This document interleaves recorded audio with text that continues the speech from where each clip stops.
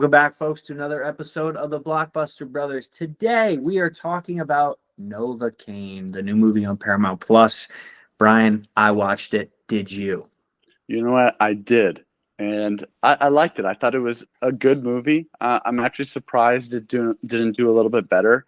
I think it maybe feels like a movie that, again, I think delivers. I think it's an interesting concept of having, like, I don't know, like a superhero where, like, they don't feel pain. I think that this isn't really an honest depiction of, like, a person who doesn't feel pain. Not that it's trying to be at all, but I just know that, like, this is for people who do that, they end up just, like, hurting themselves and, like, doing great harm because they can't sense that they're, harming themselves.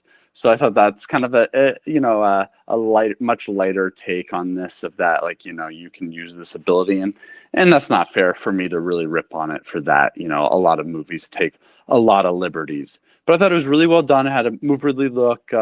Dennis Quaid's son did a great job. Jackie Boy. I felt like it was kind of like The Boys again. It kind of felt like just like a couple movies that I've seen before. I feel like it's like a song that you've heard before, almost like you almost like weren't grabbed. And I think maybe why it didn't do better in the box office is because, like, it just felt like something that you could just wait to see. It wasn't like a rip on it being bad. I think it just like felt like, oh, why not wait till we're in streaming? And I think that's probably a bigger problem within, like, the movie industry, is like, and I know that they were talking about extending the theatrical window for when movies are in theaters. But I think even then, if like, that it's coming, there's so many times I tell myself I'll just watch it in streaming. And I love movies and going to see it in theaters.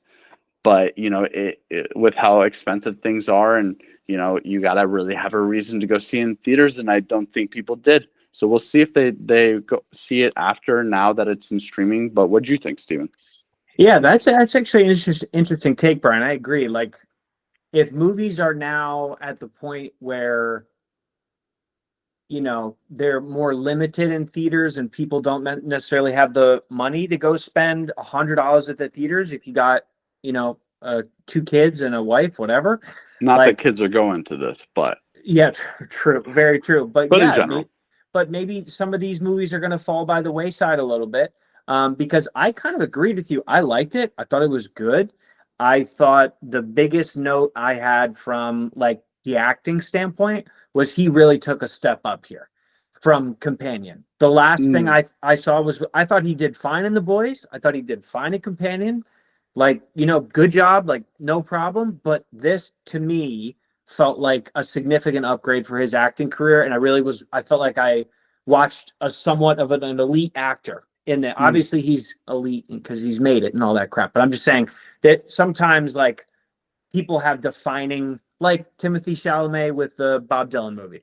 That was Mm. kind of something where I'm like, wow, like, good for you. Like, you were really working on your craft. And so I was happy to see him succeed. And, you know, that we just looked it up before, the filming location, even though it was pretending to be in San Diego, Cape Town, South Africa. Yeah. Hilarious. And that's also another huge problem that I think, well, particularly it's not a problem for the rest of the world, is that I think we're going to maybe see a little bit of what happened in Detroit to a certain extent. I think LA is a much more vacationable location than Detroit, so it will stay intact always to a certain degree. But production is too expensive to film in LA. It's too expensive to film in California. So, Yeah. they're flying across the other side of the world to do these productions, which isn't good for LA. But you know what? Maybe it's time for it to become even more so a global industry. And, LA, you don't have a monopoly on the industry anymore. Hollywood isn't the only dog. And even though this is a Hollywood movie, but they're shooting it all over the world. So, let us know what you guys think. If you like the movie, if there's any other movies that we should check out. We appreciate you all watching, and we'll catch you next time on another episode of the Blockbuster Brothers.